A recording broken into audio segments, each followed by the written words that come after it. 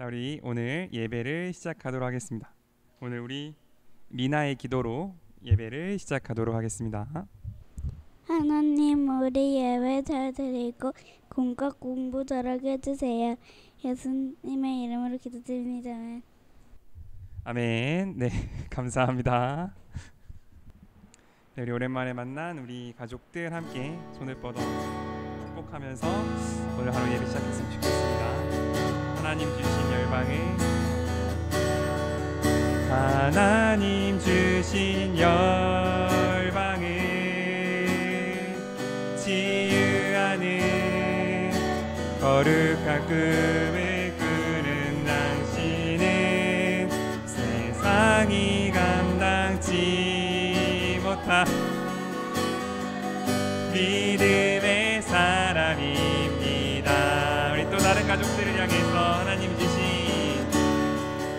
하나님 주신 열방을 치유하는 거룩한 꿈을 꾸는 당신은 세상이 감당치 못한 믿음의 사람입니다. 믿음의 사람입니다. 믿음의 사람입니다. 다시 한번 마지막으로 믿음의 사람입니다. 아멘. 모두 사랑하고 축복합니다.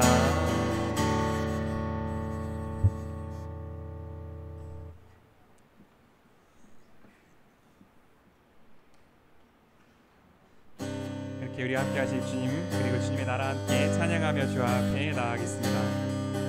무너진 내 맘에 주 사랑이 많네. 나의 눈을 열어 주 보게 하시네.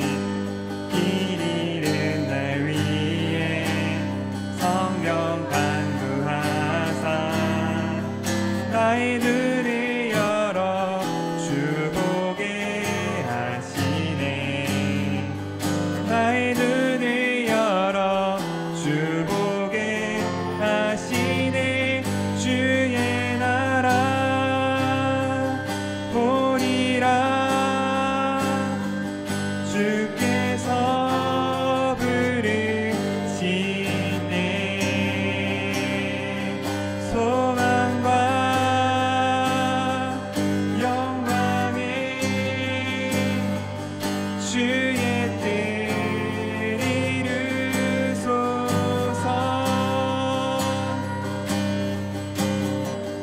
무너진 내 맘에 주 사랑이 많네. 나의 눈을 열어 주 보게 하시네. 길 잃은 날 위해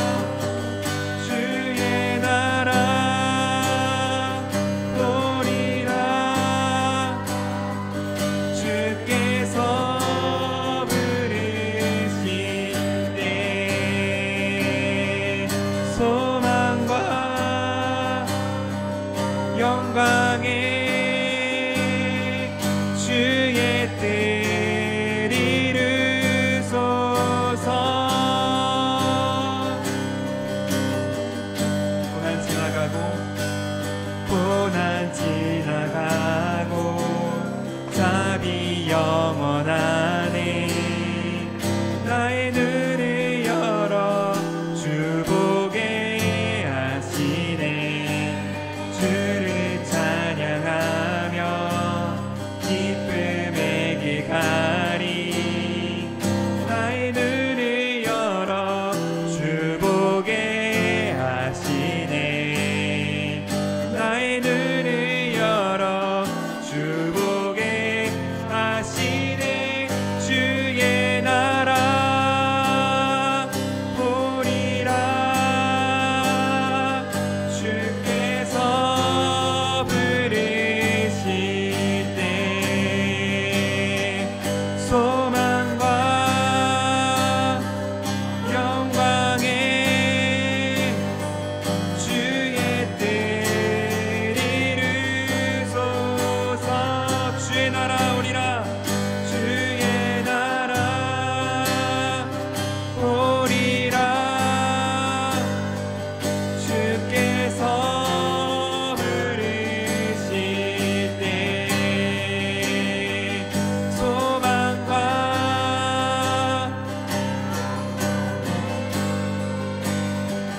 주의 뜻을 이루소서.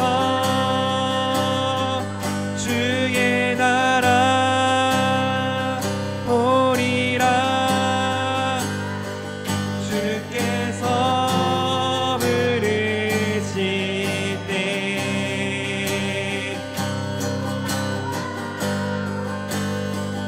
영광에 주의 뜻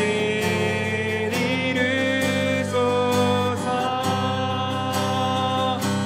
주네 날 채우시네.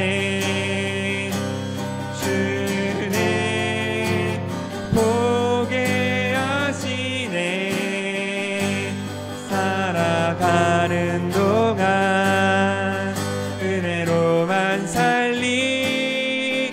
십자가 은혜로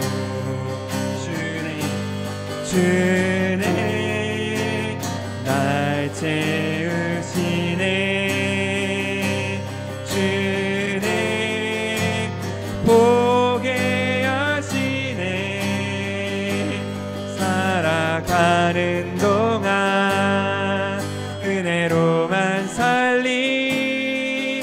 십자가 은혜로 오직 주의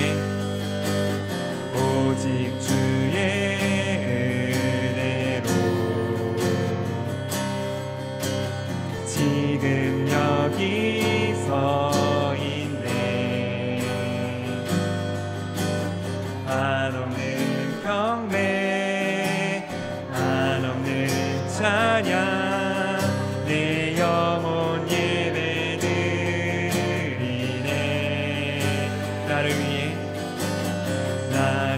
위해 이 땅에 오신 주의 그 은혜. 십자가 고통 이기신 주님 그 은혜 어찌 잊으리.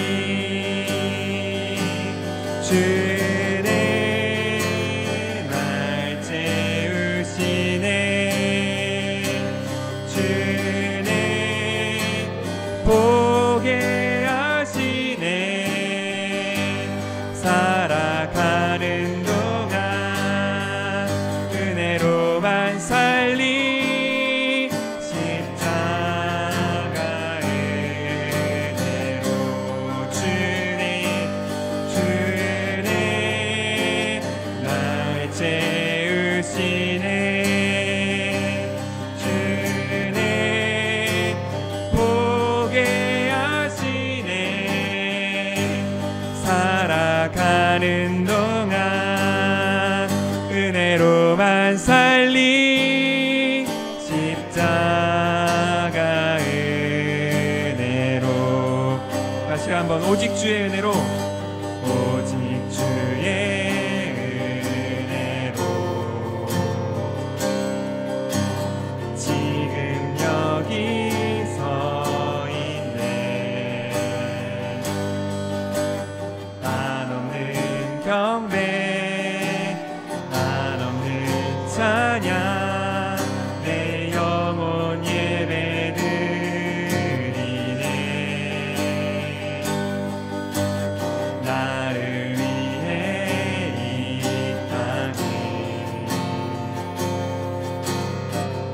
이기신 주의 그 은혜 십자가 고통 이기신 주님 그 은혜 어찌 잊으리 주는 날 채우시네 주는 보게 하시네 살아가는 동안 은혜로만 살리 십자가 은혜로 주네 날 채우시네 주네 보게 하시네 살아가는 동안 은혜로만 살리 십자가 은혜로 살아가는 동안 은혜로만 살리 십자가 다시 한번 살아가는 동안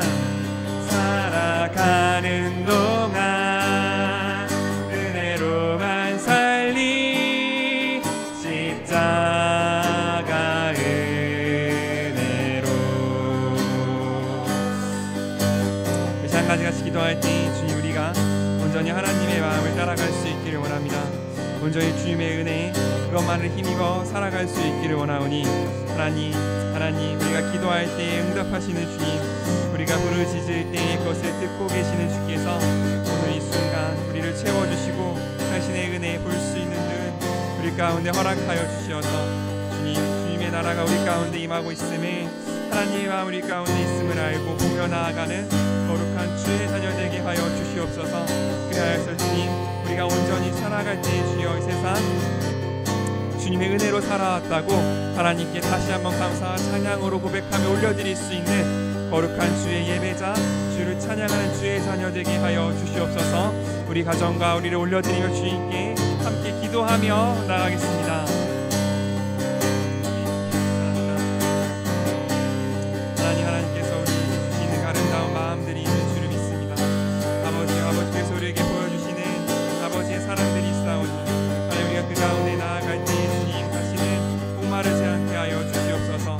우리가 하나님의 마음을 알며 하나님의 뜻 가운데 날아갈 때 주여 우리가 온전히 하나님의 사랑과 아버지의 마음을 알며 나아가는 거룩한 주의 자녀 되게 하여 주시옵소서.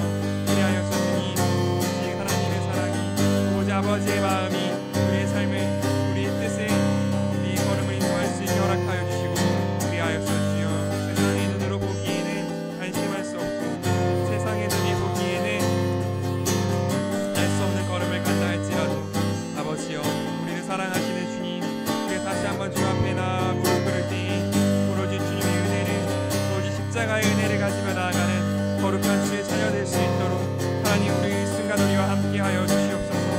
그리하여서 주님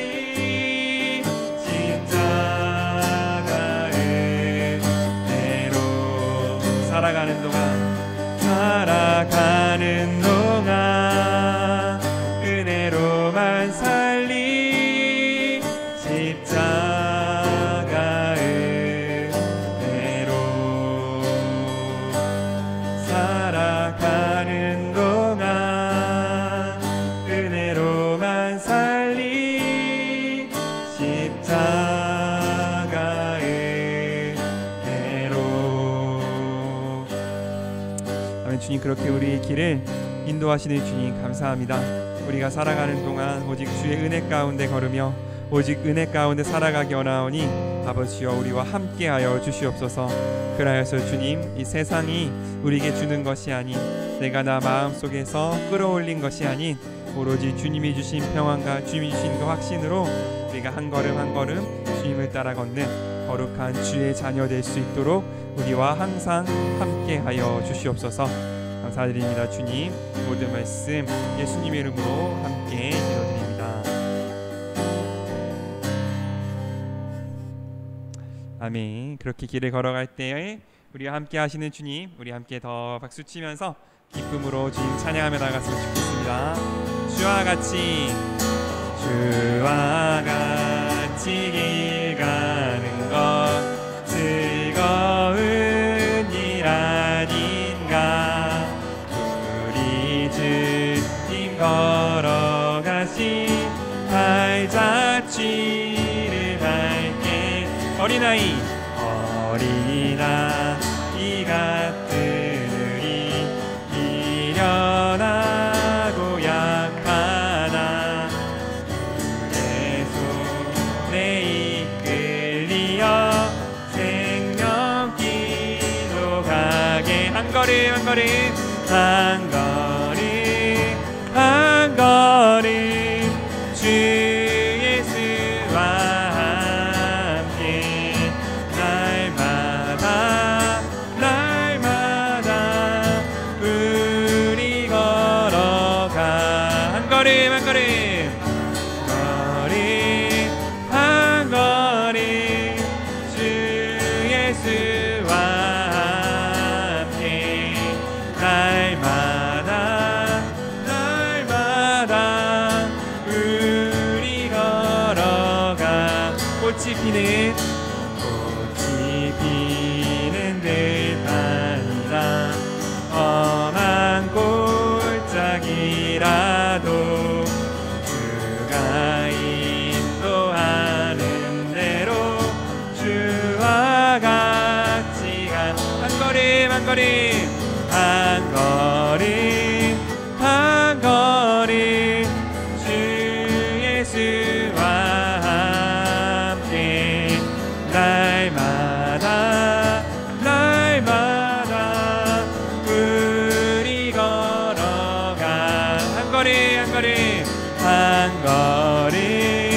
한 걸음 주 예수와 함께 날마다 우리 걸어 옛 선지자의 높은지 우리들도 천국에 올라갈 때까지 주와 같이 1절 다시 한번 고백하겠습니다. 주와 같이 길 가는 것 즐거운 일 아닌가. 우리 주님 걸어가신 발자취를 밟겠네. 한 걸음 주 예수와 함께 날마다 우리 걸어가 한 걸음 한 걸음 주 예수와 함께 날마다 우리 걸어가리. 한 걸음 주 예수와 함께 날마다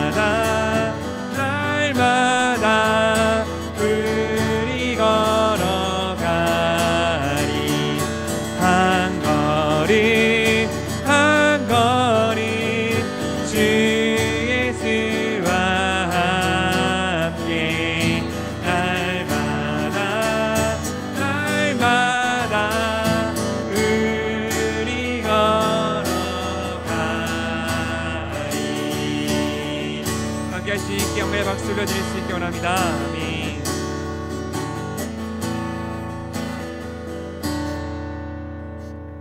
우리 좌우로 한번 인사했으면 좋겠습니다. 주님과 함께 걸읍시다. 함께 인사했으면 좋겠습니다. 네, 우리 같이 말씀 보도록 하겠습니다. 누가복음 10장입니다. 1절에서 11절까지 제가 먼저 읽고 여러분 읽고 마지막 절 같이 읽겠습니다. 저부터 읽겠습니다. 그 후 주님은 72명의 제자를 따로 뽑아 둘씩 짝지어서 자기가 직접 갈 모든 도시와 마을로 미리 보내시며 이렇게 말씀하셨다.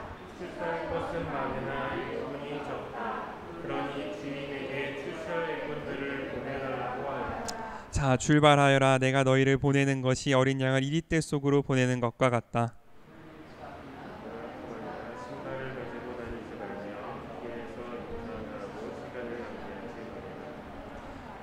어느 집에 들어가든지 먼저 그 집에 평안을 빌어 주어라.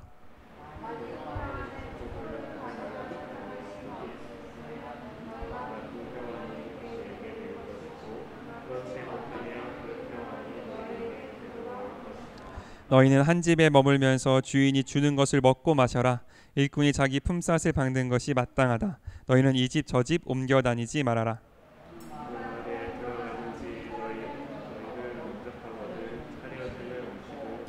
그 마을에 있는 병자들을 고치고 그들에게 하나님의 나라가 가까이 왔다고 하라.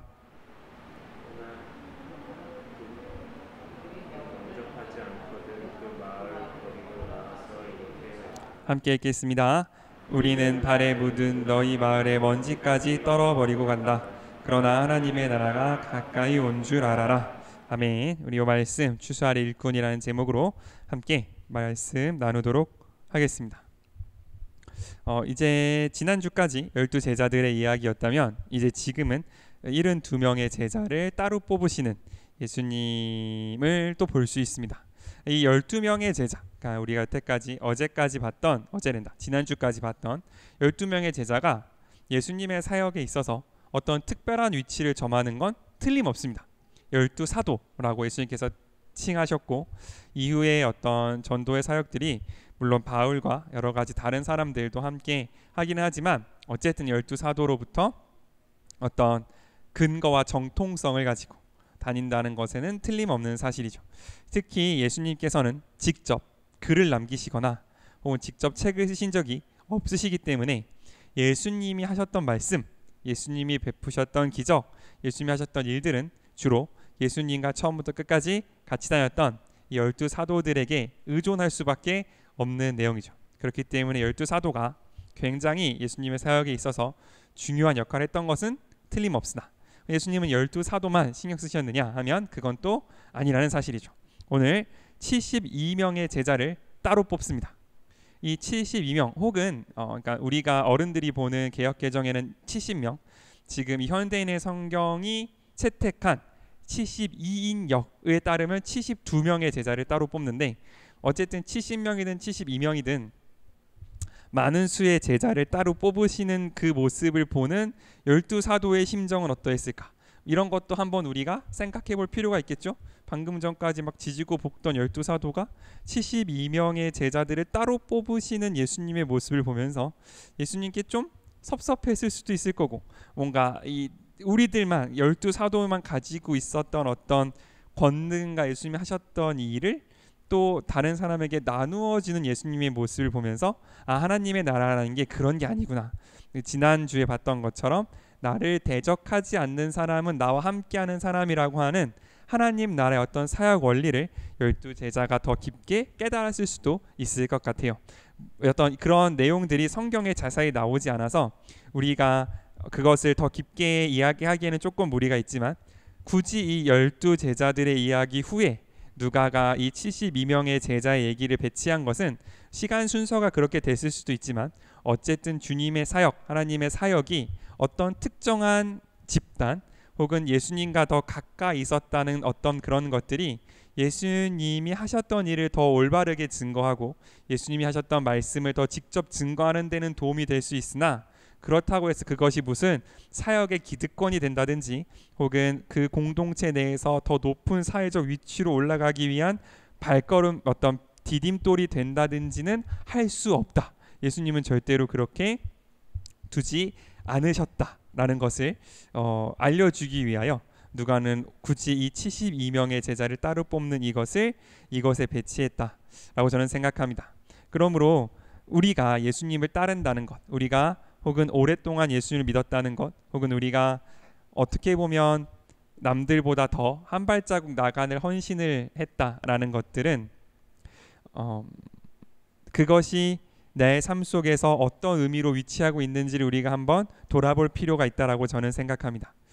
그것이 단순히 어떤 내가 과거에 했던 헌신 혹은 내가 과거에 열정이 있었던 때의 어떤 기억으로 남아서 혹시 내 마음속에 교만으로 남진 않았는지, 이런 것들을 우리가 한번 두렵고 떨리는 마음으로 주님 앞에 겸손하게 내놓을 필요도 있다고 생각하고, 또 이 내가 하나님을 사랑하고 하나님께 헌신한다고 했던 그 걸음들이 지금 여기 이 순간에 어떻게 올바르게 하나님의 뜻대로 나타날 수 있을 것인가를 또 우리가 주님 앞에 기도로 구하면서 나아가는 한 걸음걸음이 되어야 우리가 앞으로 살아가면서 앞으로 우리가 대하는 모든 환경과 순간들 속에서 하나님 마음에 합한 결정을 내리고 하나님 마음에 합한 이야기를 하며 평화의 사람이 될 수 있을 거라고 생각합니다.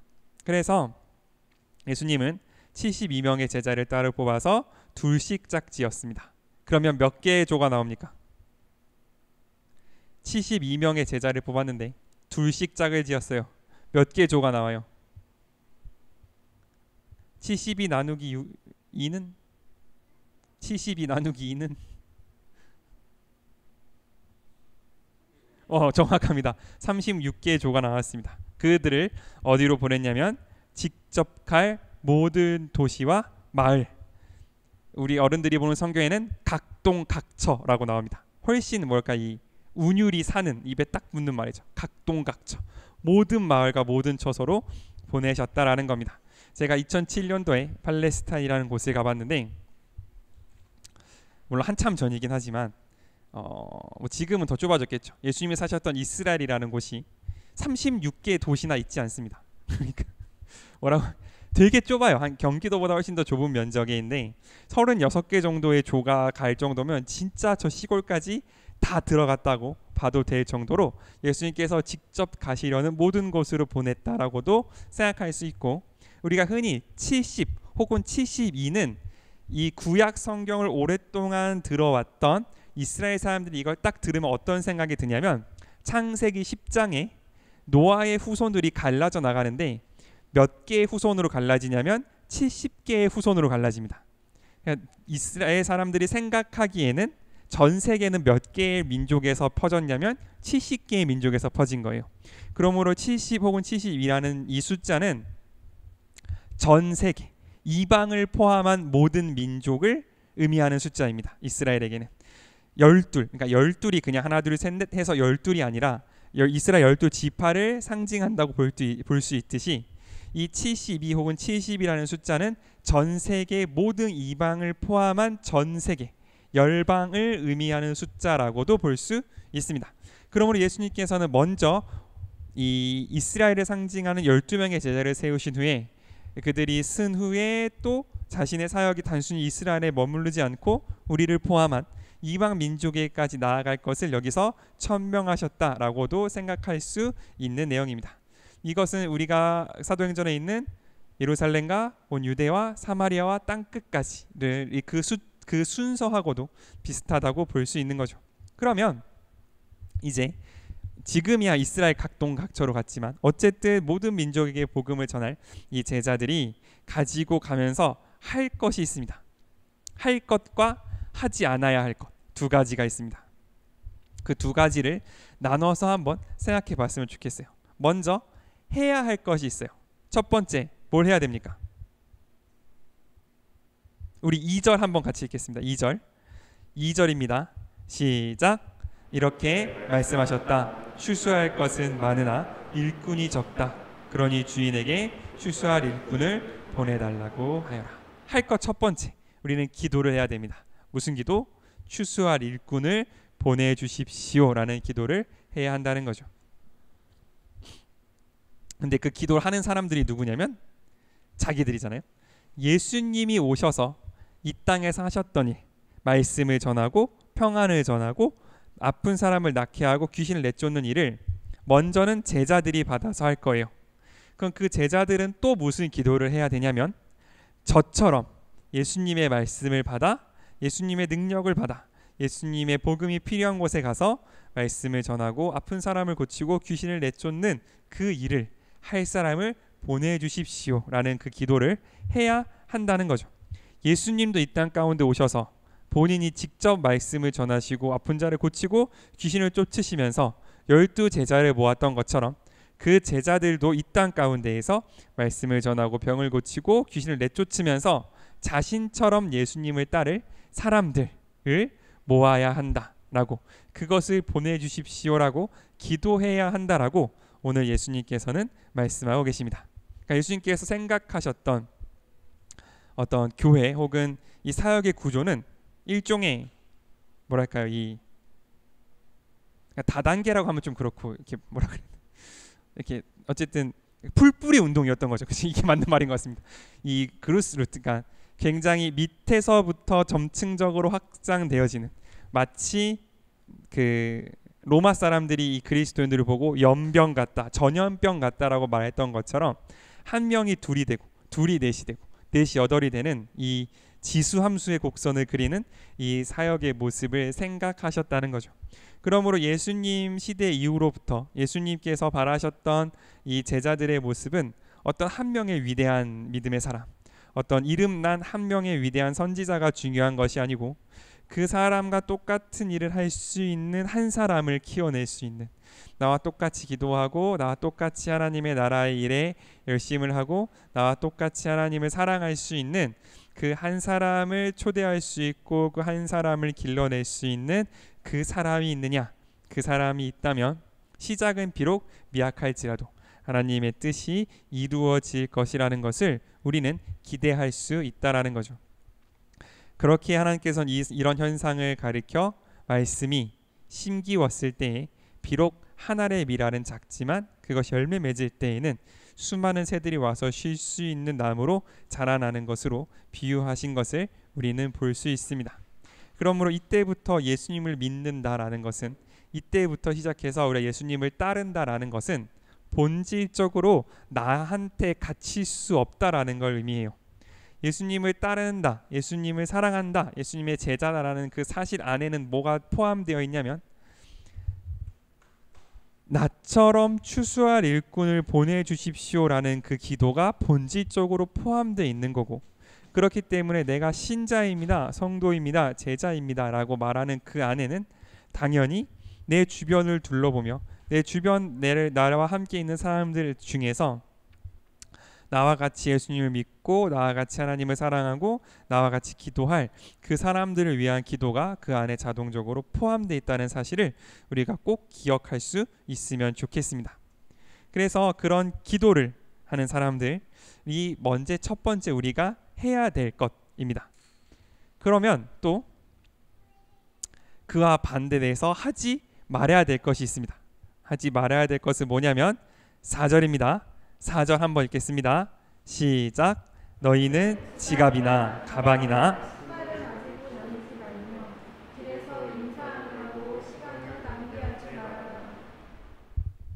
아멘.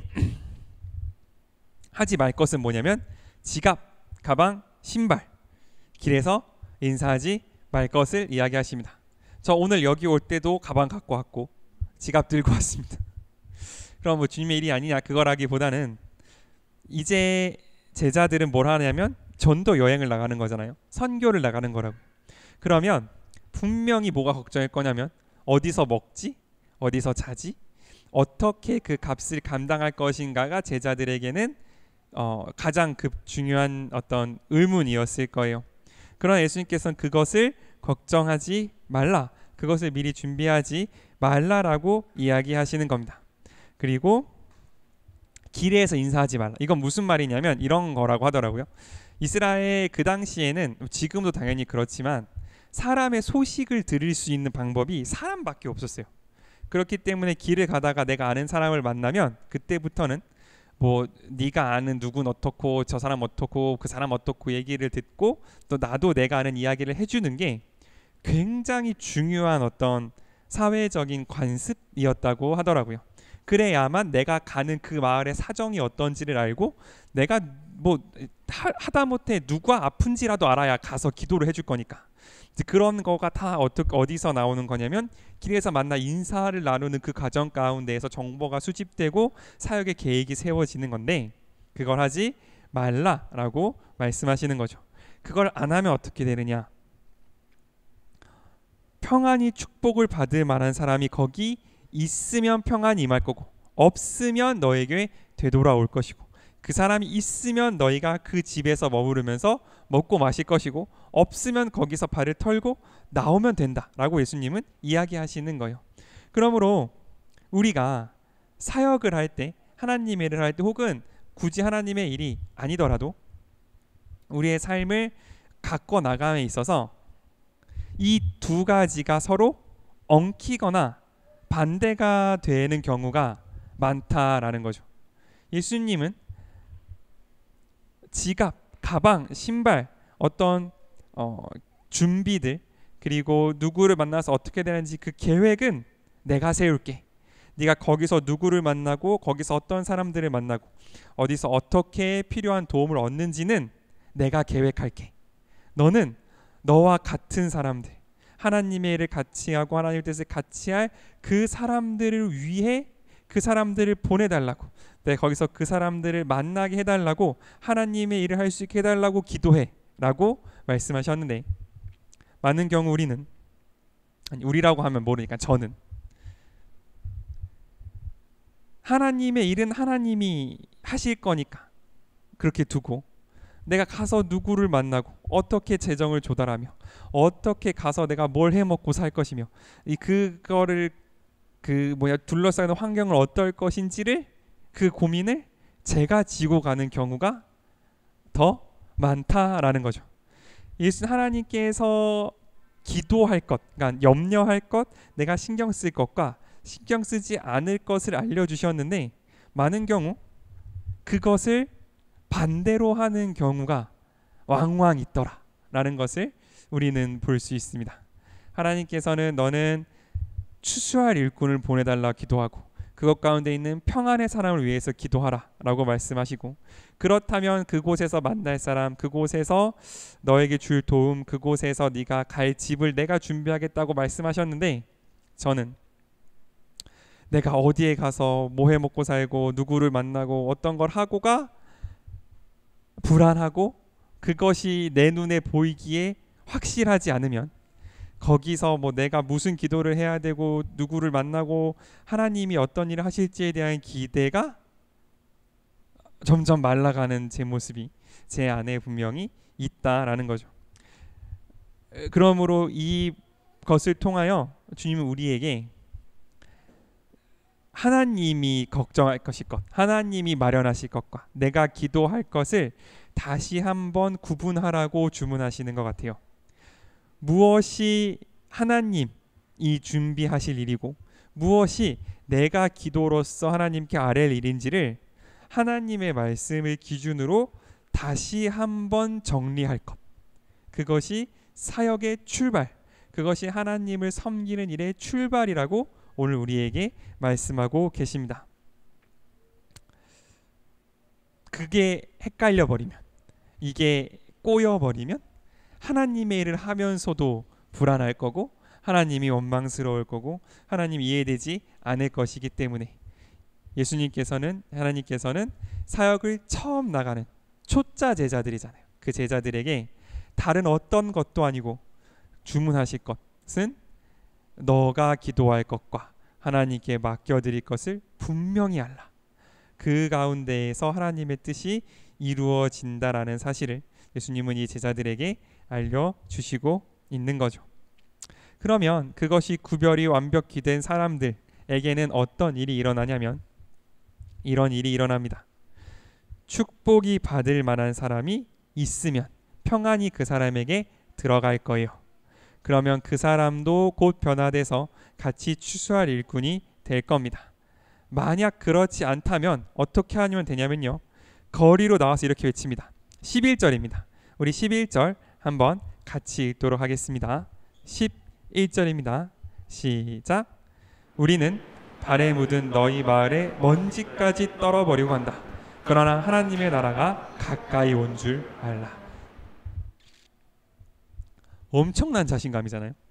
그러니까 사역이 잘 됐어요. 갔는데 그 마을에서 막 병자도 고치고 기적도 일어나고 사람들이 영접을 했어요. 그게 하나님의 일이라고 생각하기는 어떻게 보면 조금 더 쉽거든요. 왜냐하면 누가 봐도 객관적으로 봐도 하나님이 보시는 일이, 하나님이 직접 가셨으면, 예수님이 직접 가셨으면 일어날 일이 일어났으니까요. 근데 그런 일이 안 일어났어요. 오히려 하나님의 평안의 복음을 정했는데 사람들이 그 사람을 영접하지 않고 그 말에서 쫓겨나는 일이 벌어졌단 말이에요.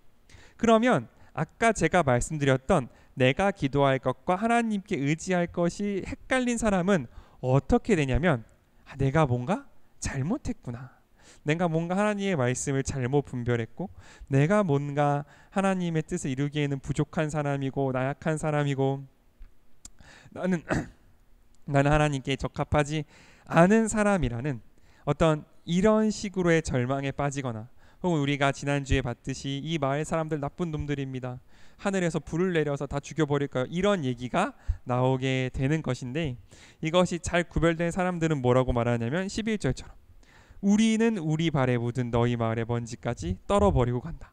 그러나 하나님의 나라가 가까이 온 줄 알아라. 사역의 결과가 어떻든지 간에 상관없이 하나님의 일을 완수했다는, 하나님의 뜻을 완수했다는, 하나님의 뜻을 순종했다는 바로 그 자신감, 혹은 바로 그 충족함, 하나님이 주시는 바로 그 어떤 충만함이 없다면 이렇게 말할 수 없죠. 눈에 보이는 사역이 망했는데, 하나님의 일이 완전히 틀어져 버린 것 같음에도 불구하고 하나님의 뜻대로 염려를 맡기고 하나님 뜻대로 기도한 사람들은 이것이 잘못된 일이라거나, 이것이 나의 어떤 부족함 때문이라거나, 이것이 혹은 변경될 수 있었던 어떤 후회로 남는 것이 아니라, 하나님이라면 그 마을에 선포하셨을 말씀, 하나님이라면 그 마을을 향하여 하셨을 바로 그 경고를 할 수 있는 사람들이 된다라는 거죠. 즉 사역의 성공이든 실패든 하나님의 말씀을 따라 걸었던 그 길이 눈에 보이는 다른 사람들이 볼 수 있는 부흥과 성공으로 나타났든 혹은 실패와 배척으로 나타났든지 간에 상관없이 그 상황 거기에서 하나님, 예수님이라면 하셨을 바로 그 반응을 보일 수 있는 바로 그 평안과 바로 그 사랑과 바로 그 지혜가 오늘 예수님이 우리에게 처음 말씀해 주셨던 기도할 것과 염려하지 말 것, 이 두 가지를 지켜 하나님의 길을 걸어가는 사람들에게 주어지는 축복이라는 사실을 우리가 기억할 수 있으면 좋겠습니다.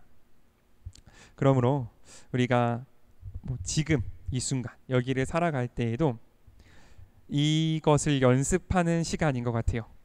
무엇을 내가 기도할 것인가, 혹은 무엇은 내가 정말 하나님께 맡기고 내 마음에 어떤 평안을 찾을 것인지를 연습하는 것, 그리고 하나님께 정말 맡겼더니 그 하나님께서 정말 자신의 뜻대로 준비하셨다는 그것을 내 눈으로 보고 확인하고 하나님께 다시 한번 찬양과 경배를 올려드릴 수 있는 그 훈련을 하는 것이 지금 우리가 이 세상을 살아가는 의미이고 시간이라고 생각합니다.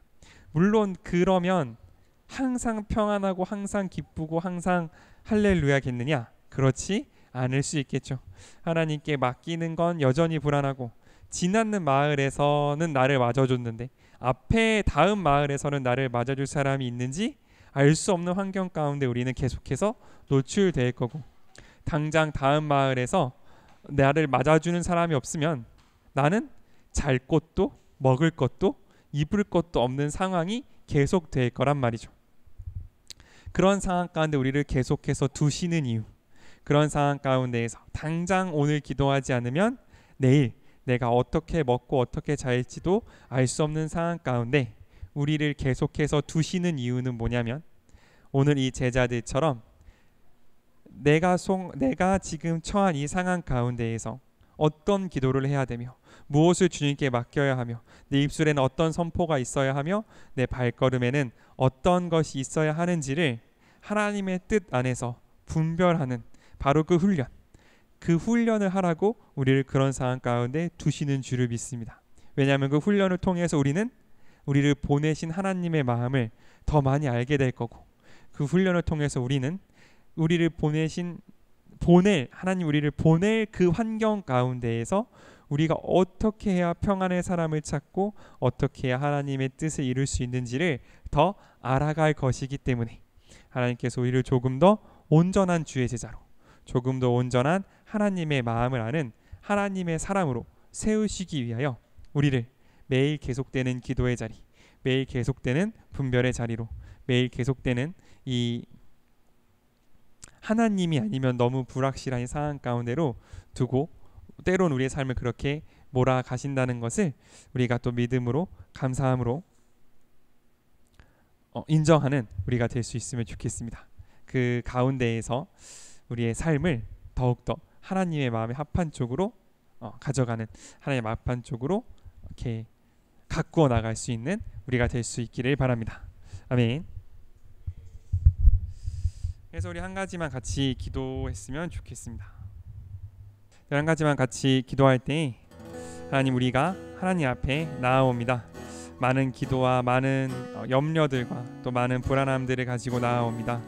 하나님, 그럼에도 불구하고 우리가 하나님께 맡겨드릴 것 믿음으로 맡겨드리고, 엘리 제사장의 말을 들었을 때 다시는 수심이 없었던 한나처럼 하나님 앞에 모든 것 올려드릴 수 있게 하여 주시고, 또한 내 입술에 주님께서 원하시는 기도가 있게 하여 주시어서 나를 둘러싸고 있는 그 어떤 환경 가운데에서도 내가 그 안에서 평안의 사람을 찾고 그 안에서 치유가 필요한 사람들에게 손을 얹어 기도하며 그 가운데에서 귀신을 쫓아내며 그 가운데서 하나님의 평안을 빌 수 있는 하나님의 사역자로, 하나님의 제자로, 하나님이 가셨을 그곳에 가서 예수님이 하셨을 그 일을 하는 진정한 작은 예수로 우리가 훈련받을 수 있도록 아버지, 우리 삶 가운데 함께하여 주시옵소서. 주님, 우리가 기도하며 나아가는 모든 걸음 가운데 함께하여 주시고, 우리가 기도하며 나누는 모든 나눔 가운데 함께하여 주시고, 우리가 기도하여 결정하는 그 모든 결정 가운데 함께하여 주셔서 하나님, 우리가 주님이 가장 기뻐하고 주님이 가장 선하게 여기시는 바로 그 걸음을 걸어갈 수 있는 우리가 되게 하여 주시옵소서. 우리의 삶, 우리의 훈련을 통하여 주님, 그렇게 주님께 기쁨되는 주의 제자 되게 하여 주시옵소서. 함께 기도하며 주 앞에 나아가겠습니다.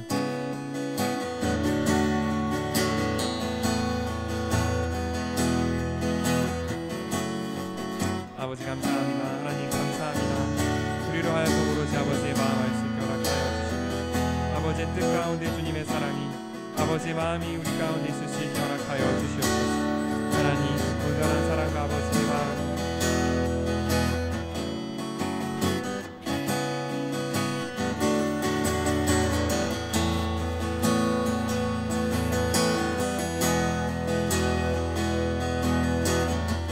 아버지여, 오늘 주님을 따라가는 우리가 될 수 있기를 원합니다. 하나님, 아버지의 사랑이 우리 가운데 충만할 수 있게 허락하여 주시옵소서. 그리하여서 주님,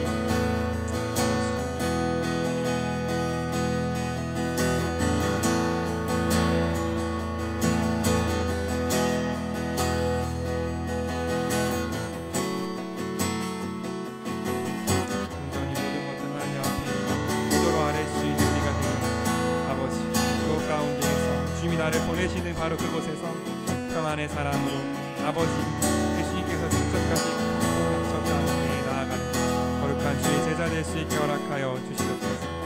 하나님, 주님의 은혜가 우리 가운데, 하나님의 뜻이 우리 가운데 있는 줄 믿습니다.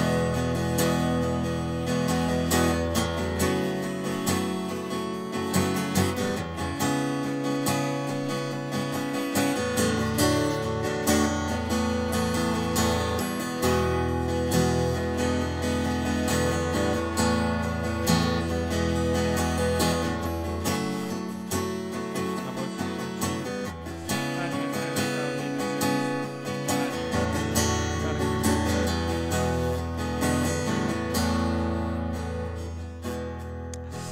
하나님 감사합니다. 우리가 하나님 마음에 합한 하나님의 뜻에 합한 기도를 할 때 우리가 어디를 가 누구를 만나고 어떻게 우리의 생계를 책임지며 어떻게 우리의 필요한 도움을 얻을지 그 모든 것을 알며 그 모든 것을 예비하실 주님을 찬양합니다. 하나님 우리가 우리의 우선순위를 바로하여 오직 주님의 뜻을 따라 걸을 때 그의 필요한 모든 것들을 먼저 그의 나와 그의 의를 구할 때에 그의 필요한 모든 것들을 더하실 주님을 의지하며 찬양합니다. 아버지여 우리가 진정 아버지 마음에 합한 기도를 드릴 수 있고 진정 아버지를 사랑하는 그 기도를 올려드리기 원하오니 이 순간 우리의 삶 속에 들어와 염려케 하고 때론 두렵게 하는 모든 것들 다 떠나갈 수 있게 허락하여 주시고 나는 오직 주님을 사랑하는 마음으로 주님께서 우리에게 맡기신 그 기도를 출소할 일꾼을 평안한 사람을 보내달라는 그 기도를 주님께 올려드리며 바로 그 기도 안에서 한 걸음 한 걸음 주님을 따라 걸음을 걷는 거룩한 주의 제자 될 수 있게 허락하여 주시옵소서. 그 걸음을 걸을 때에 우리를 영접할 사람이 그곳에 있든지 혹은 우리가 그 먼지조차 떨어버리든지 그 모든 결과들 주님께 예배로 다시 한번 올려드릴 수 있게 허락하여 주시고 그 모든 과정을 통하여 주님 우리가 주님의 마음을 더욱 알며 주님의 뜻을 더욱 분별하며 주님의 마음에 더욱 합한 주님의 마음을 시원케 하여 드리는 바로 그 주님의 제자로 사랑받는 주의 자녀로 우리 모두를 세워 주시옵소서. 그렇게 우리를 이끄시며 우리를 가르치시며 우리와 함께 하실 주님을 신뢰하오니 아버지여 우리와 함께하여 주시옵소서.